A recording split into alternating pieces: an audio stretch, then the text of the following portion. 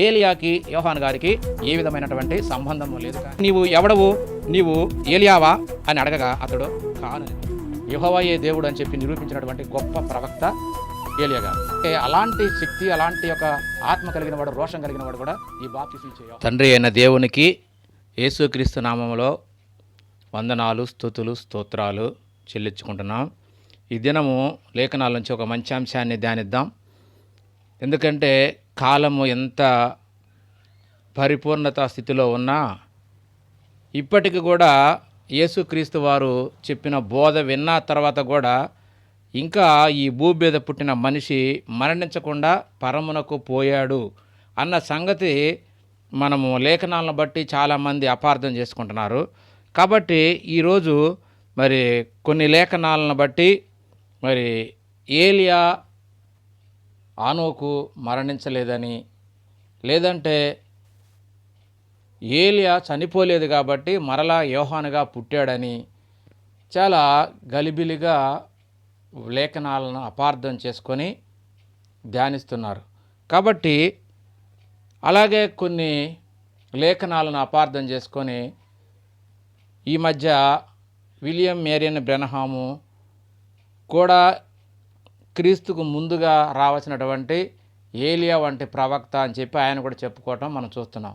ఇంతకీ అసలు ఏలియా మళ్ళీ రావడం కానీ, ఏలియా మళ్ళీ పుట్టడం కానీ లేఖనాల ప్రకారంగా జరుగుతుందా, అది సాధ్యమేనా, ఏది వాస్తవం అనేది లేఖనాల నుంచి మనం ఈ రోజున ధ్యానిద్దాం. వీళ్ళు అపార్థం చేసుకున్నటువంటి లేఖనాలు ఏమిటంటే, మొట్టమొదట బాప్తిస్మం ఇచ్చే యోహాను గురించి మరి లేఖనము ఒకటి మలాకీ గ్రంథంలో రాయబడింది. ఆ మాట చూద్దాము. ఆ మాటను బట్టి బాప్తిస్మం ఇచ్చే యోహాను గారు ఏలియా అని చాలామంది అనుకుంటున్నారు. ఆ మాట చూద్దాము.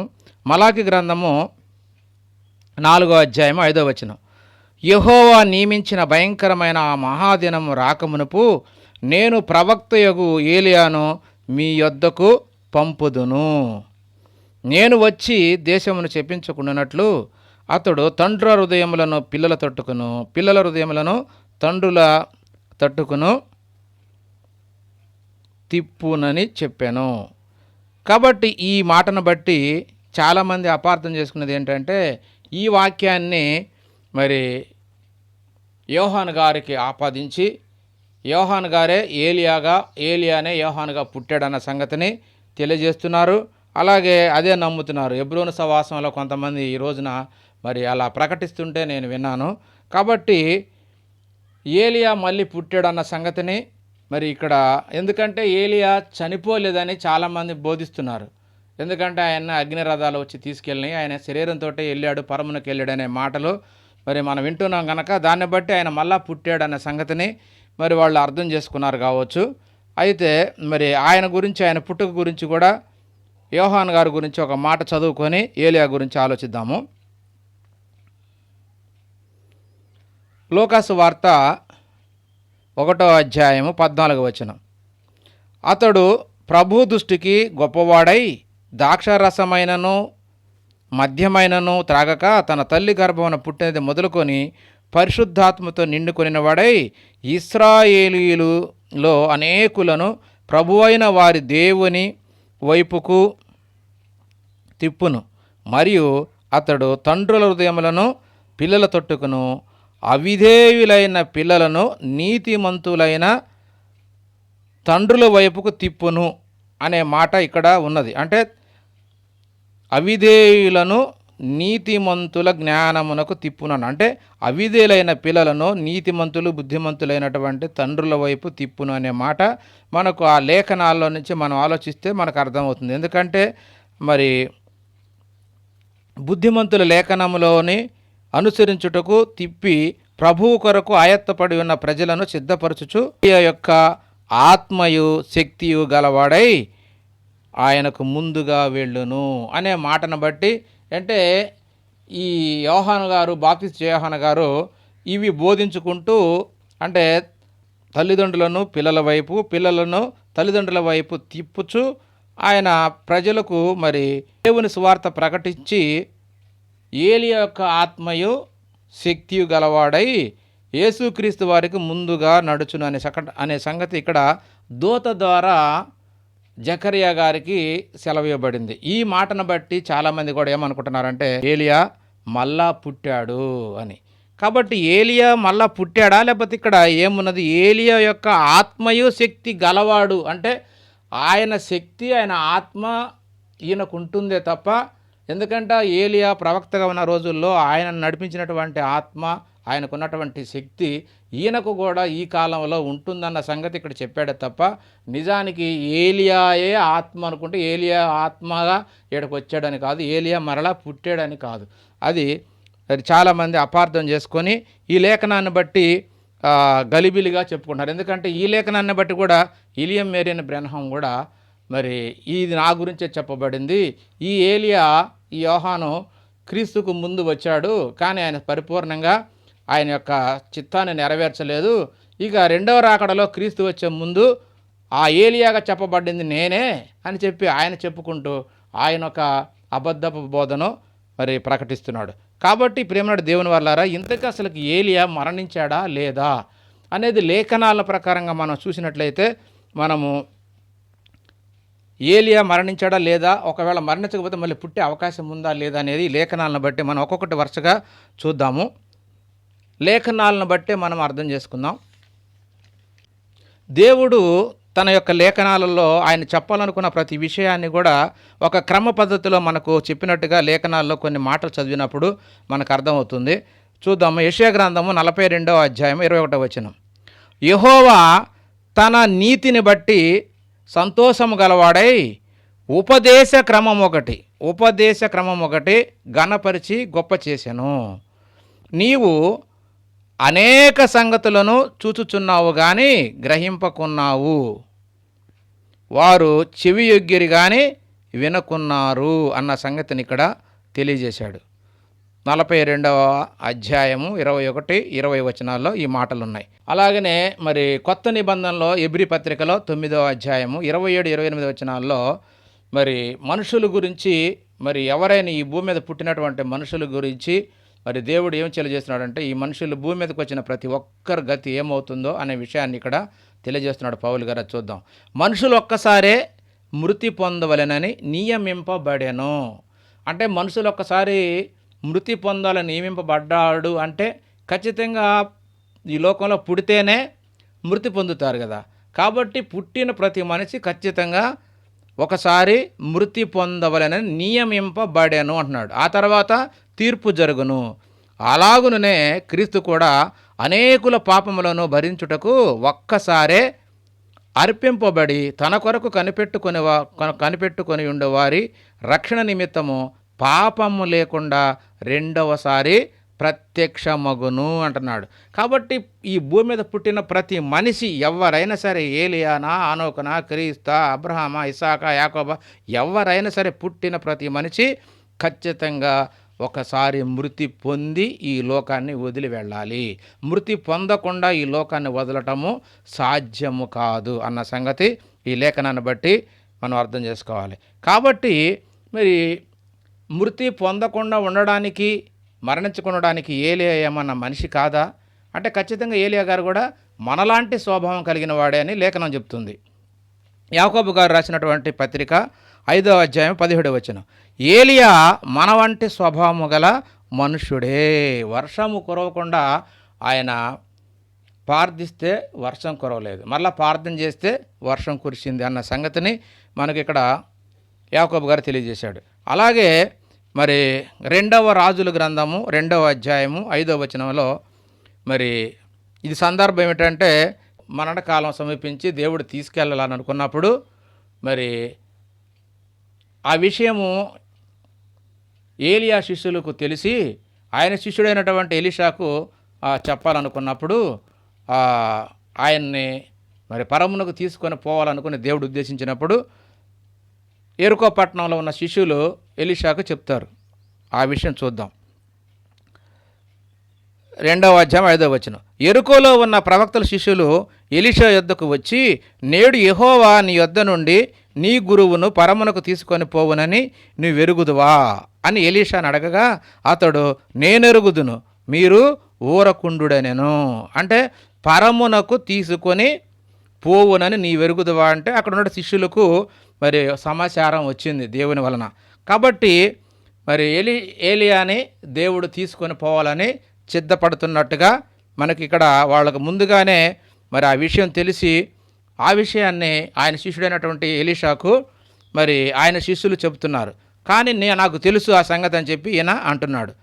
మరి అలా చెబుతున్నప్పుడు ఆయన మరి ఏదో ఒక విధంగా ఎలీషాని తప్పించుకొని పోవాలనే ప్రయత్నంలో 2-3 సార్లు చెప్తున్నా కూడా ఈ ఎలీషా ఎట్టి పరిస్థితిలో నేను నిన్ను వదలను, నువ్వు ఎక్కడ ఉండమని చెప్పినా కూడా నేను ఉండను, నేను నిన్ను వదలని చెప్పి ఆయన ప్రమాణ పూర్తిగా ఒట్టిపెట్టుకొని ఏలియాతో వస్తున్నప్పుడు ఇక నన్ను వదిలేటట్టు లేడని చెప్పి ఏలియా గారు ఏమంటాడంటే, సరే నేను నీ వద్ద నుండి తీసివేయబడక ముందు నా నుంచి నువ్వేం కోరుకుంటున్నావని చెప్పి అడిగినప్పుడు మరి ఎలీషా ఏం అడిగాడో చూద్దాం.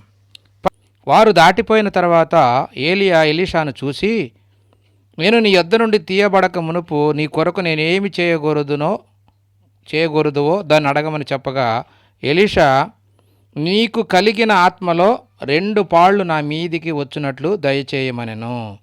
అందుకతడు, నీవు అడిగినది కష్టతరముగానున్నది.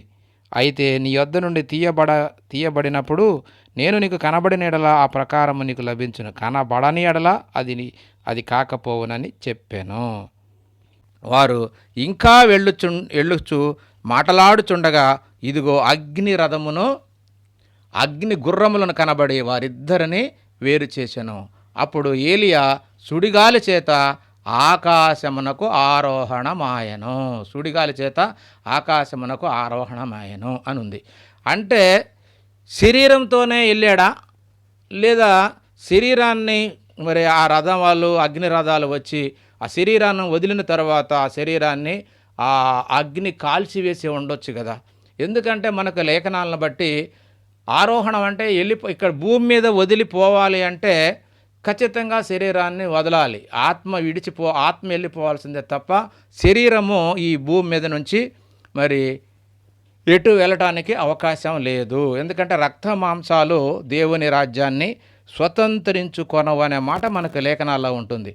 పైగా మరి ఆరోహణము అనంటే ఏమిటో అన్నది కూడా మనకు ఇక్కడ లేఖనాల్లో ఉంది. ఆరోహణమాయన అనగా అంటే ఎఫెసీయులకు రాసిన పత్రిక 4వ అధ్యాయం 8-9 వచనాల్లో ఆరోహణమాయన అనగా ఆయన భూమి యొక్క క్రింది భాగములకు అంటే ముందు భూమి యొక్క క్రింది భాగములకు దిగనని అర్థమిచ్చుచున్నది కదా అంటున్నాడు. అంటే ఆరోహణం అంటే భూమి యొక్క కింది భాగాలకు దిగి మరలా పైకి తిరిగి రావడాన్ని మరి యేసుక్రీస్తు వారు ఆయన పరదేశికి వెళ్ళినప్పుడు చెప్పిన మాట సందర్భం అది. కాబట్టి ఆరోహణమాయన అంటే ఆకాశానికంటే పైన ఉన్నది ఒక ఆకాశం, కింద ఉన్నది కూడా ఆకాశమే, భూమి మధ్య ఆకాశంలో ఉంది. కాబట్టి ఆకాశంలోనికి ఆరోహణం అంటే ఆత్మ వెళుతుంది, భూమి మీద నుంచి ఆత్మ వెళ్ళిపోవాలి. కానీ రక్తమాంసాలు కలిగిన శరీరము, భౌతిక సంబంధమైన శరీరము, నాశనమయ్యే శరీరం మాత్రం ఈ భూమిని వదిలి వెళ్ళటానికి అవకాశమే లేదు. కాబట్టి దీన్ని బట్టి ఖచ్చితంగా మనం అర్థం చేసుకోవాలంటే ఏలియా కూడా ఖచ్చితంగా మరణించి శరీరాన్ని వదిలి ఆత్మ వెళ్ళినట్టుగా మనకు ఈ లేఖనాన్ని బట్టి మనము అర్థం చేసుకోవచ్చు. ఇంకా కొన్ని లేఖనాలు మనం పౌలు గారు చెప్పిన మాటలు కూడా చూద్దాం. కొరింథీయులకు రాసినటువంటి మొదటి పత్రిక 15వ అధ్యాయం 50వ వచనం, సహోదరులారా నేను చెప్పినది ఏమనగా రక్తమాంసములు దేవుని రాజ్యమును స్వతంత్రించుకొనవు. రక్తమాంసములు దేవుని రాజ్యమును స్వతంత్రించుకొన నేరవు. క్షయత అక్షయతను స్వతంత్రించుకొన నేరదు. అంటే భౌతికమైనటువంటి ఈ శరీరము అమరత్వం కలిగినటువంటి ఆ పరలోకాన్ని కానీ పాతాళ లోకాన్ని కానీ చేరుకోవడం కుదరదు. శరీరముతో మరి అక్కడికి వెళ్ళటం అనేది కుదరదు అన్న సంగతి ఖచ్చితంగా మనకు అర్థమవుతుంది. ఎందుకంటే నశించే శరీరము నశింపురాని ఆత్మతో భాగమై ఉండడం కుదరదు అన్న సంగతి ఇక్కడ రక్తమాంసాలు దేవుని రాజ్యం అంటే ఈ భూమి మీద తప్ప మనిషి ఎక్కడ కూడా ఉండలేడన్న సంగతి మనకు లేఖనాలను బట్టి అర్థం చేసుకుంటే ఖచ్చితంగా అర్థం. ఎందుకంటే దేవుడు మనిషిని సృష్టించి ఆయన ఈ భూమి మీద ఉంచి ఈ భూమి మీద కొన్ని అద్దులు ఇంతకు మించి నువ్వు దాటి ఎక్కడా బతకలేవు శరీరంతో అన్న సంగతిని మనకు కొన్ని లేఖనాలను చూసి మనం అర్థం చేసుకోవచ్చు. అపోస్తుల కార్యాలు 17వ అధ్యాయం 27వ వచనం, ఆయన ఒకని నుండి ప్రతి జాతి మనసులను సృష్టించి వారు ఒకవేళ దేవుడిని తొడవలాడి కనుగొందురేమో అని తన్ను వెదకు నిమిత్తము నిర్ణయ కాలమును వారి నివాస స్థలముల యొక్క పొలిమేరలను ఏర్పరచను. అంటే మనిషి శరీరముతో జీవించి ఉన్నంత కాలము ఈ భూమి మీద కొన్ని హద్దులు, కొన్ని నియమాలు కొన్ని ఉన్నాయి. ఆ పొలిమేరలు ఏర్పరిచి అంతకు మించి దాటితే మనిషికి ఆక్సిజన్ ఉండదు, ఇంకెక్కడ బతకలేడు అన్న సంగతిని మరి దేవుడు ఇక్కడ తెలియజేశాడు. కాబట్టి ప్రియమైన దేవుని వారలారా, భూమి మీద శరీరమునకు హద్దులు ఉన్నట్టుగా మనకు కనబడుతుంది. ఈ శరీరం మీద శరీరంతో మనం బతికినంత కాలం ఈ భూమి మీదనే బతకాలి, ఈ భూమి మీదనే కొన్ని హద్దులు ఉన్నాయి. ఆ హద్దులు దాటి శరీరంతో మనం దాటి ఎటు పోలేము అన్న సంగతి మనకు అర్థం కావాలి. కాబట్టి ఈ భూమి మీదనే కాకుండా కూడా ఆత్మకు కూడా, మరి ఈ శరీరాన్ని వదిలేటువంటి ఆత్మ కూడా ఖచ్చితంగా కొన్ని హద్దులు ఉన్నాయి. దేవుడు నియమించినటువంటి క్రమం ఉంది. ఆ క్రమం ప్రకారంగా మరి ఆత్మ కూడా దేవుడు పెట్టిన హద్దుల ప్రకారంగానే ఉండాలన్న సంగతి మనకు లేఖనాల్లో చూసినట్లయితే కొన్ని అర్థమవుతాయి. లోకాసు వార్త 16వ అధ్యాయం 26వ వచనంలో ఇలా ఉంది, ఇక్కడ నుండి మీ యొద్దకు దాటగోరు వారు దాటి పోజాలకుండానట్లును, అక్కడి వారు మా యొద్దకు దాటి రాజాలకుండానట్లును మాకు మీకును మధ్య మహా అగాధముంచబడి ఉన్నది అంటున్నాడు. అంటే ఆత్మ కూడా పాతాళంలోకి వెళ్ళిన తర్వాత తన ఇష్టం వచ్చిన కాడికి పోవడానికి వీల్లేదు. దేవుడు నియమించిన క్రమం ప్రకారంగా ఖచ్చితంగా దేవుని ఇష్ట ప్రకారంగా బతికితే పరదేశులకు వెళ్తారు, పాతాళంలోని పరదేశుకి వెళ్తారు. దేవుని ఇష్ట ప్రకారంగా బతకపోతే నరకానికి సంబంధించినటువంటి అగ్ని గుండంలోకి వెళతారన్న సంగతి మనకు ఖచ్చితంగా తెలుసు. ఎందుకంటే ధనవంతులు లాజరు చనిపోయినటువంటి సందర్భంలో అబ్రహాం గారు చెప్తున్నాడు, మా దగ్గర నుంచి దాటి నీ దగ్గర రావాలనుకున్న వాళ్ళు నీ దగ్గరకు రాకుండా అన్నట్లును, నీ దగ్గర ఉన్నవారు మా దగ్గరకు రావడానికి రాజాలకు ఉన్నట్లును మాకు మీకు మధ్య పెద్ద అగాధము, మహా అగాధము ఉందంటున్నాడు. అంటే ఈ ఆత్మ అక్కడికి పోలేదు, ఆత్మ ఇక్కడికి రాలేదు. ఆత్మకు కూడా కొన్ని నియమాలు, ఖచ్చితంగా హద్దులు ఉన్నాయన్న సంగతి మనకు అర్థమవుతుంది. కాబట్టి ప్రేమనుడు దేవుని వల్ల మనిషి ప్రతి ఒక్కరు కూడా, చనిపోయిన మనిషి ఖచ్చితంగా పాతాళానికి పోయి తీరాలి. దేవుడు నియమించినటువంటి నియమం. ఈ భూమి మీద నుంచి వెళ్ళిపోయాడు అంటే ఖచ్చితంగా మరణించే వెళ్ళాలి. మరణించకుండా ఆత్మ పాతాళానికి కానీ పరమునకు కానీ వెళ్ళడానికి వీల్లేదు గాక వీల్లేదు. ఇది ఖచ్చితం. ఎందుకంటే లేఖనాలను బట్టి మనము చెప్తున్నాం తప్ప సొంత ఆలోచన కాదు. కీర్తన గ్రంథము 89:48 వచనంలో, మరణము చూడక బ్రతుకు నరుడెవడు, పాతాళం యొక్క వశము కాకుండా తన్ను తాను తప్పించుకొనగలవాడెవడు అంటున్నాడంటే ఖచ్చితంగా మనం ఇక్కడ చనిపోతేనే పాతాళంలోకి వెళ్ళిపోతాం. పాతాళం తప్ప ఇక నువ్వు ఎక్కడికి వెళ్ళలేవు. ఖచ్చితంగా పాతాళం ప్రతి ఒక్కరిని కూడా, ఇక్కడ శరీరాన్ని వదిలిన ప్రతి ఒక్కరిని పాతాళం పట్టుకుంటుంది. పాతాళ వశంలోకి మనం వెళతాము అనే సంగతి ఖచ్చితంగా చెప్తున్నాడు. కాకపోతే ఈ పాతాళంలో కూడా 2 ప్లేసులు ఉన్నట్టుగా మనకు అర్థమవుతుంది. ఒకటి నెమ్మది పొందే స్థలం పరదేశ్ అయితే, రెండవది వేదనకర స్థలమైనటువంటి అగ్ని జ్వాలలు ఉన్నాయన్న సంగతి మనకు అర్థమవుతుంది. ఈ రెండింటికి మధ్య పెద్ద అగాధం ఉంచబడ్డట్టుగా మనకు లేఖనం మనం చూసాం.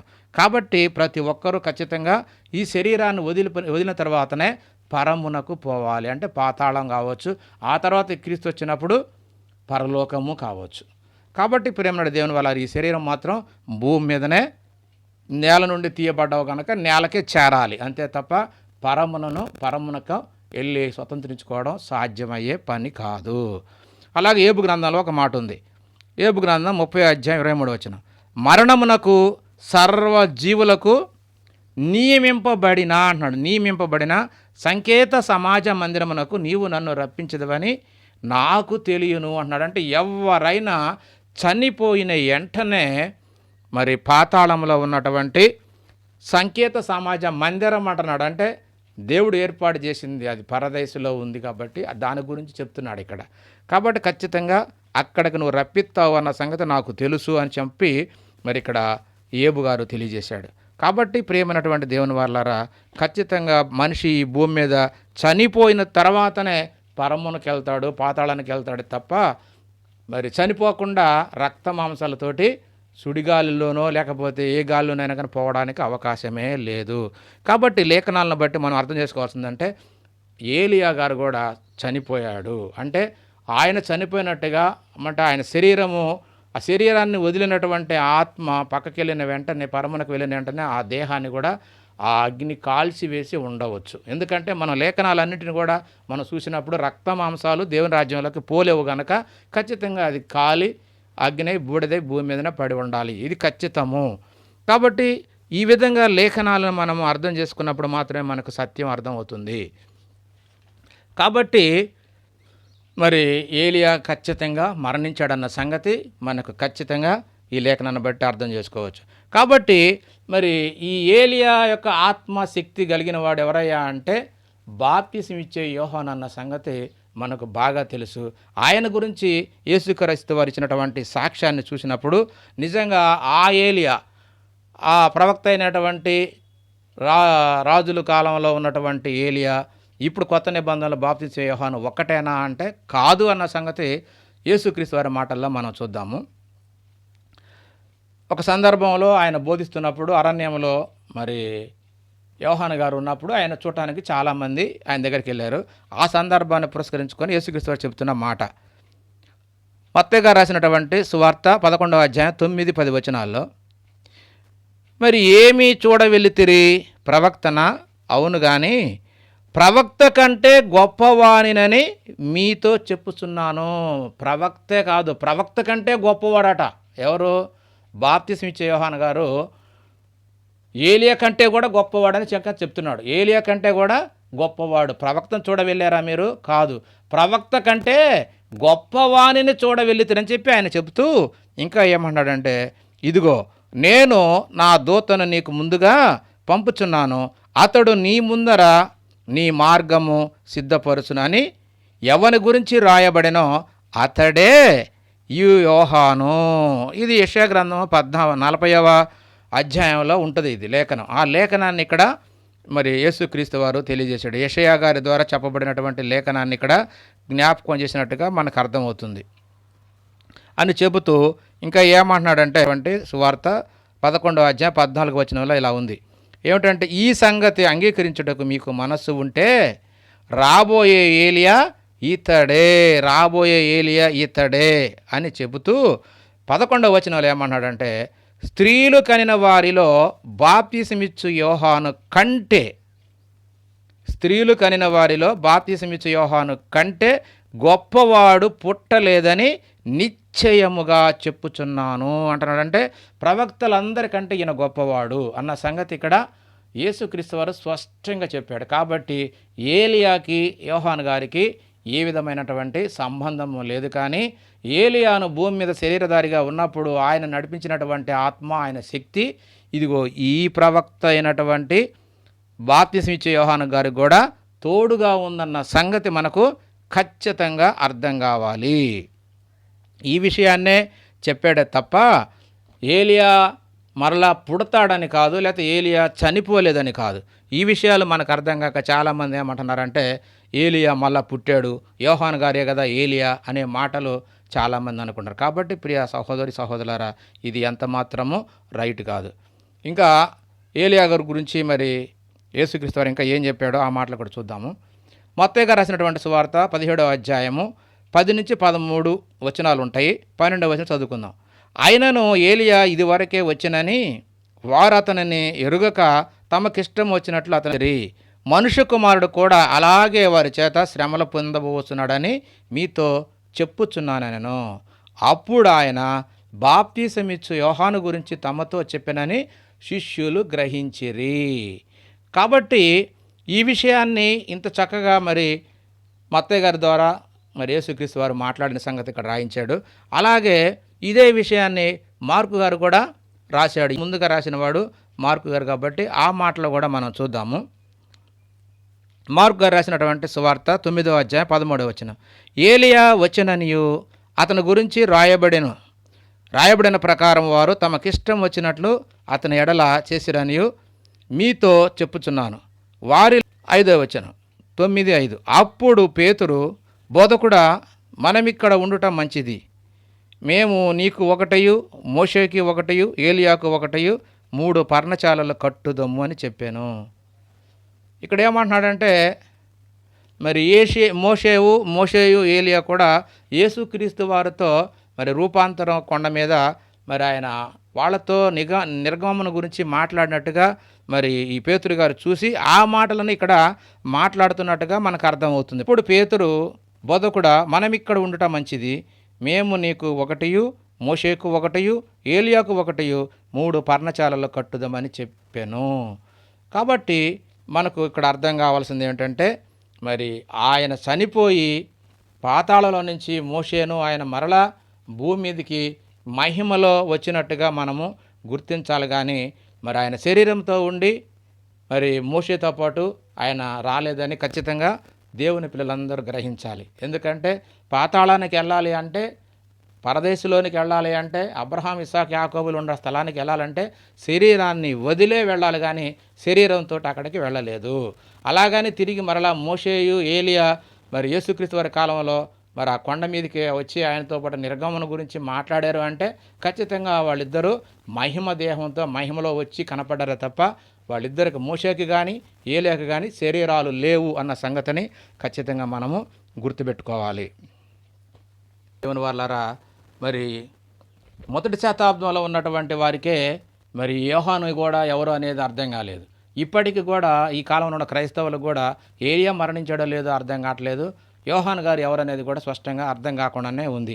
ఎందుకంటే ఆ కాలంలో ఉన్నటువంటి మొదటి శతాబ్దంలో ఉన్నటువంటి రాజులకు, అప్పుడు ఉన్నటువంటి యూదులకే అర్థం కాలేదు. ఆ మాటలు మనం లేఖనాల నుంచి చూద్దాము. మార్కు గారు రాసినటువంటి సువార్త 6వ అధ్యాయం 14 నుంచి 16 వచనాలు.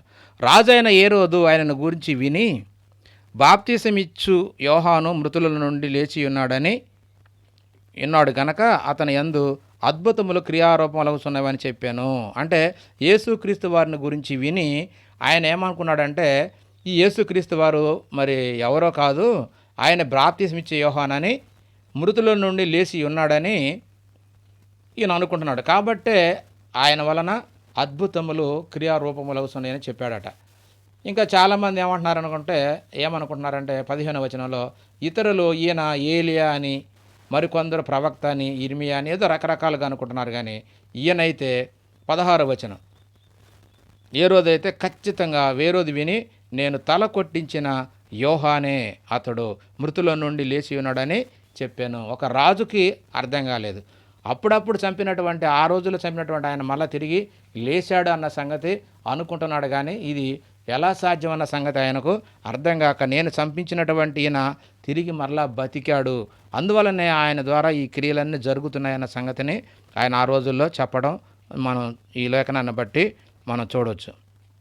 కాబట్టి మరి ఆయనని ఆ విధంగా వాళ్ళు అర్థం చేసుకోలేకపోయారు. ఈ కాలంలో ఉన్న వాళ్ళు కూడా మరి ఏలియా వంటి ఆత్మ శక్తి గలవాడని చెప్పంగానే ఏలియా అని మళ్ళీ పుట్టాడు. ఎందుకంటే ఆయన చనిపోలేదు కాబట్టి మరలా ఈ భూమి మీదకి పుట్టి మళ్ళీ చచ్చిపోవాలని చెప్పి దేవుడు ఆయనకు మరలా పుట్టించాడన్న సంగతిని చాలామంది అనుకోవటం, బోధించడం నేను విన్నా. కానీ నిజంగా మరి ఆయన గురించి, యోహాను గారు ఏం చెప్పుకున్నాడు? బాప్తిస్మిచ్చే యోహాను గారు ఆయన ప్రశ్నించినప్పుడు శాస్త్రులు, పరిచయులు మరి ఆయన శిష్యులు ఆయన దగ్గర పంపించి, నువ్వు ఎవడమని చెప్పుకుంటున్నావు అని చెప్పి ఆయన అడిగినప్పుడు ఆయన చెప్తున్నటువంటి సమాధానం ఏంటంటే, నువ్వు క్రీస్తువా అని అడిగారు. నేను క్రీస్తుని కాను అని చెప్పాడు. మరి నువ్వెవరివి అని ఆయన అడిగితే చూద్దాం. యోహాను గారు రాసినటువంటి సువార్త 1వ అధ్యాయం 19 నుంచి 23 వచనాల్లో కొన్ని మాటలు. 21వ వచనం, కాగా వారు, మరి నీవు ఎవడవు, నీవు ఏలియావా అని అడగగా అతడు కాననెను. 23 వచనం, అందుకతడు ప్రవక్త అయిన యెషయా చెప్పినట్లు, నేను ప్రభువు త్రోవ సరళము చేయుడి అని అరణ్యములో ఎలుగెత్తు చెప్పు ఒకని శబ్దమని చెప్పాను. కాబట్టి ఈయన నేను క్రీస్తును కాను, ఏలియాను కాను, అరణ్యములో ప్రభువు త్రోవ సరళము చేయుడి అని అరణ్యములో ఎలుగెత్తి చెప్పు ఒకని శబ్దం అని చెప్పాడట. కాబట్టి ఇక్కడ యోహాను గారి మాటల్లో కూడా నేను ఏలియాను కానని స్పష్టంగా చెప్పినప్పుడు ఏలియా మళ్ళా వచ్చాడు, మళ్ళా పుట్టాడు అనే మాట తప్పు. అది మన యొక్క తప్పుడు ఆలోచనే. కానీ నిజానికి ఒకసారి పుట్టిన వ్యక్తి తిరిగి మరలా భూమి మీదకి వచ్చి పుట్టడము కుదిరే పని కాదు. ఎందుకంటే ఒకసారి పుట్టినవాడు ఒకసారి మరణించిపోతాడు, మరలా వచ్చి ఇక్కడ పుట్టడము, మరణించడం అనేది జరగని పని. కాబట్టి మరి అది ఏ కాలంలో జరిగింది అనేది కూడా మన లేఖనాల్లో రాయబడినది. లోకాసువార్త 3వ అధ్యాయం 2వ వచనంలో, అన్నయు కయపయు ప్రధాన యాజకులుగా ఉన్న కాలమున అరణ్యములోనున్న జకర్యా కుమారుడైన యోహాను నొద్దకు దేవుని వాక్యము వచ్చాను అనే మాట ఉంది. అంటే ఏ కాలంలో అంటే మొదటి శతాబ్దంలోనే ఈయన వచ్చాడు. ఆయన క్రీస్తుకు పూర్వం సుమారు 900 సంవత్సరాలు ఇశ్రాయేలు ప్రవక్తగా పిలువబడ్డవాడు ఏలియా ప్రవక్త. కాబట్టి ఈయనకి దగ్గర దగ్గర 900 సంవత్సరాలు తేడా ఉంది. కాబట్టి ఆయనే మళ్ళా చనిపోకుండా ఆయన వెళ్ళిపోవడం, మరలా వచ్చి పుట్టడం అనేది జరగలేదు. కాబట్టి ప్రేమనట దేవుని వారలారా, మరి ఏలియానేమో మరి ఇశ్రాయేలులకు ప్రవక్తగా ఉన్నాడు. ఆయన ఆహాబు యెజెబెలు యొక్క కాలంలో మరి యెజెబెలు ఆహాబులు చేసినటువంటి విగ్రహారాధన మరి అబద్ధ ప్రవక్తల గురించి ఆయన మరి రోషం గలవాడై మరి దేవుడు ఎవరు అనే దాన్ని తేల్చడం కోసం మరి యెజెబెలు యొక్క ప్రవక్తలతోటి ఛాలెంజ్ చేసి మరి ఎవరు నిజమైనటువంటి దేవుడు అని చెప్పి మరి విగ్రహారాధన చేస్తున్న మీరు మరి యెహోవా దేవుడికి ఇద్దరికి మరి ఎవరు దేవుడో నిరూపించడానికి ఆయన ఒక పందెం అంటూ వేసి మరి ఎవరు దేవుడో తెలుసుకుందామని చెప్పి తెలియజేసినప్పుడు 2 మరి కోడి దూడను తీసుకొని చెరొక దూడని మరి తీసుకొని వధించి కట్టెలు పెట్టి నీళ్లు పోసి కందకం తవ్వించి మరి ప్రార్థన చేసి దేవుని దగ్గర నుండి అగ్ని రప్పించి దాన్ని తగలబెట్టేటట్టుగా చేయండి. మీరు అలా తగలబెడితే మీరు చెప్పిన దేవుడు రైట్ అని. లేదు, నేను అలా చెప్పి నేను దేవుని ప్రార్థన చేసి ఆ దేవుని సాయంతో నేను గనక దీన్నంతటని మరి కాల్చినట్లయితే యెహోవా దేవుడని మరి మీరు తెలుసుకోవడం చెప్పి ఆయన ఒక పందెం పట్టి మరి అట్లా చేసినప్పుడు ఆ విధంగా ఆయన యెహోవాకు ప్రార్థన చేసి ఆ ఎద్దును దహించేటట్టుగా ఆకాశం నుంచి అగ్గిని రప్పించి దాన్ని తగలబెట్టి బుగ్గి చేస్తాడు. అప్పుడు ఇక అందరూ నమ్మి యెహోవాయే దేవుడు అని చెప్పి నిరూపించినటువంటి గొప్ప ప్రవక్త ఏలియా గారు. కాబట్టి ఇది ఆహాబు కాలంలో ఆయన ఉన్నటువంటిది. అలాగే అలాంటి శక్తి, అలాంటి యొక్క ఆత్మ కలిగిన వాడు, రోషం కలిగిన వాడు కూడా ఈ బాప్తిసం ఇచ్చే యోహాను. కాబట్టి ఆయన కూడా ఆయన కాలంలో మరి ఏరోదు రాజు తన తమ్ముడైనటువంటి ఫిలిప్పు భార్యను అంటే ఏరుయదను పెళ్లి చేసుకొని ఆమెతో ఉంటున్నప్పుడు ఆయన ఆ విషయాన్ని తెలిసి ఆ రాజుగారిని ముఖాముఖిగా ఏరోదుతో అంటాడు, నువ్వు చేసేది తప్పు, నీ తమ్ముడైనటువంటి ఫిలిప్పు భార్యను నువ్వు భార్యగా చేసుకొని అతనికి ద్రోహం చేశావు కాబట్టి నీ తప్పు అని చెప్పి రాజును ఎదిరించినటువంటి వాడు ఈ బాప్తీసు ఇచ్చే యోహాను గారు. దానిని బట్టి మరి ఆయన మరి చెరసాలలో వేయబడి తర్వాత ఆ ఏరేది యొక్క కోపానికి బలి అయి ఆ శిరచ్ఛేదన చేయబడి ఆయన ఆ విధంగా ఈ భూమి మీద నుంచి చనిపోయి వెళ్ళిపోవడం జరిగింది. కాబట్టి ప్రియమైన దేవుని వాళ్ళారా, ఏలియా ఆయన ఒక ప్రవక్త, ఇశ్రాయేలు ప్రవక్త. ఆయన ఆ రోజే మరి అగ్ని గుర్రాలతోటి ఆకాశానికి తీసుకోబడ్డాడు. కాకపోతే ఆ శరీరం అనేది మనం అంటే ఏలియాకి తెలియకుండా అంటే ఆత్మ వెళ్ళిపోయిన తర్వాత శరీరం ఏమవుతుందో ఆయనకి తెలియదు. అలాగే భూమి మీద కూడా పడలేదు అది. ఎందుకంటే ఎలీషా ఆయన శిష్యులు కూడా భూమి మీద ఉన్నారు కాబట్టి ఆ అగ్ని రథంలోనే ఆ శరీరం కూడా కాలిపోయి ఉండవచ్చు. ఎందుకంటే శరీరం అనేది భూ సంబంధమైనది కాబట్టి ఆ భూ సంబంధమైన మట్టి భూమికే చేరాలి. అది నియమం, క్రమం. కాబట్టి దేవుడు నియమించిన క్రమం ఎప్పుడు కూడా తప్పదు. కాబట్టి ఆయన పరమునకు వెళ్ళాడంటే ఆత్మ వెళుతుంది తప్ప ఆరోహణ మాయన అంటే భూమి యొక్క కింది భాగాల కంటే పరదేశంలోని పాతాళంలో ఉన్నటువంటి పరదేశికి వెళ్తుందే తప్ప ఇంకెక్కడికి పోవడానికి వీల్లేదు. అలాగే యేసుక్రీస్తు వారు కూడా ఖచ్చితంగా అలాగే ఆయన యేసుక్రీస్తు వారు కూడా చనిపోయిన తర్వాత ఆయన మృతదేహము మరి సమాధిలో 3 రోజులు ఉంచబడింది. ఆయన దొంగను తీసుకొని పరదేశికి వెళ్ళినట్టుగా మనకు లేఖనం ఉంది. ఆ ఒక్క లేఖనం చూసి మనం ముగించుకుందాము. లూకాసు వార్త 23వ అధ్యాయము 43వ వచనం. అందుకు ఆయన వారితో, నేడు నీవు నాతో కూడా పరదేశంలో ఉందవని నిశ్చయముగా నీతో చెప్పుచున్నాను నేను. అప్పుడు యేసు పెద్ద కేక వేసి, తండ్రి, నీ చేతికి నా ఆత్మను అప్పగించుకొనుచున్నానని అనేను. ఆయన ఇలాగు చెప్పి ప్రాణము విడిచెను. అంటే ఖచ్చితంగా తన ఆత్మను దేవునికి అప్పగించి మరి ప్రాణం విడిచి ఆయనకు అప్పగించి శరీరం ఇక్కడే సిలువలో ప్రాణం విడిచాడు, శరీరం ఇక్కడే ఉంది. ఆ ఆత్మను ఆయనకు అప్పగిస్తే ఆ ఆత్మ ఎక్కడికి వెళ్తున్నాడు? దేవునికి అప్పగించుకోవడం అంటే పాతాళానికి అప్పగించుకున్నట్టు. దేవుడు నియమం, దేవుడు పెట్టిన క్రమం. కాబట్టి ఆ ఆత్మ పాతాళానికి వెళ్ళింది, పరదేశికి వెళ్ళింది, దొంగను తీసుకొని పరదేశంలోకి వెళ్ళినట్టుగా మనకి ఈ లేఖనాన్ని బట్టి అర్థమవుతుంది. కాబట్టి ప్రియమైన దేవుని వాళ్ళారా, మరి ఏలియా తిరిగి మరలా భూమి మీదకి మోషే గారి ద్వారా వచ్చి యేసుక్రీస్తు యొక్క కాలంలో కొండ మీద కనపడ్డాడు అంటే ఖచ్చితంగా ఆయన మహిమదేహం మహిమలోనే కనబడ్డాడు తప్ప ఆయనకు శరీరం లేదు. శరీరం ఉన్న వ్యక్తి పాతాళానికి భూమి మీదకి తిరగడానికి ఛాన్స్ లేనే లేదు. కాబట్టి యేసుక్రీస్తు వారే శరీరాన్ని వదిలిపెట్టి పాతాళంలోకి వెళ్ళాడు కానీ, పరదేశికి వెళ్ళాడు కానీ, శరీరంతో పరదేశంలోకి వెళ్ళలేదు. తిరిగి మళ్ళా భూమి మీదకి ఆత్మ వచ్చి ఆత్మ ద్వారా మళ్ళీ తిరిగి బతికించుకొని ఆ దేహాన్ని మహిమ దేహముగా మార్చుకొని పరలోకం వెళ్ళినట్టుగా లేఖనాలు ఉన్నాయి. కాబట్టి ప్రియ సహోదరులారా, భూమి మీద పుట్టిన ప్రతి మనిషి ఖచ్చితంగా మృతి చెంది పరలోకం, అందులో పరదేశం ఉంది, అక్కడికి వెళ్ళాలి. తిరిగి భూమి మీదకి వచ్చి మరలా యేసుక్రీస్తు రెండో రాకడలో వచ్చినప్పుడు మనందరం కూడా భూమి మీదకి వచ్చి పరలోకం అన్న తండ్రి అయిన దేవుని దగ్గరికి చేరుతాము. అంతే తప్ప ఇది యేసుక్రీస్తు వారు చూపించినటువంటి మార్గం. కాబట్టి భూమి మీద పుట్టిన ప్రతి ఒక్కరు చావక తప్పదు. చనిపోయిన తర్వాతనే ఆకాశమైనటువంటి పాతాళంలో ఉన్న పరదేశకు లేక వేదన పొందే స్థలానికి, రెండు ప్లేసుల్లోకి ఖచ్చితంగా ఏదో ఒక ప్లేసు ఖాయం. నువ్వు దేవుని ఇష్ట ప్రకారంగా బతికావా, పరదేశం అబ్రహాం ఉండే నెమ్మది పొందే స్థలం.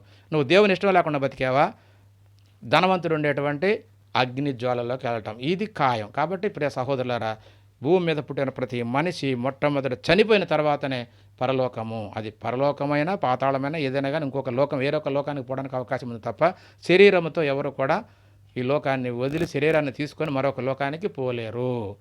ఈ సంగతి మరి లేఖనాలను బట్టి మరి మనం ఇప్పుడన్నీ చూసాం కాబట్టి వాటిని బట్టి మరలా ఇంకోసారి చూసుకొని ఇది అవునో కాదో అనేది మిమ్మల్ని మీరే పరీక్షించుకొని దేవుని వాక్యానుసారంగా మరి విశ్వసిస్తారని ప్రభుపేట మనం చేస్తూ నేను ముగిస్తున్నాను. అందరికీ వందనాలు. దేవునికి స్తోత్రం.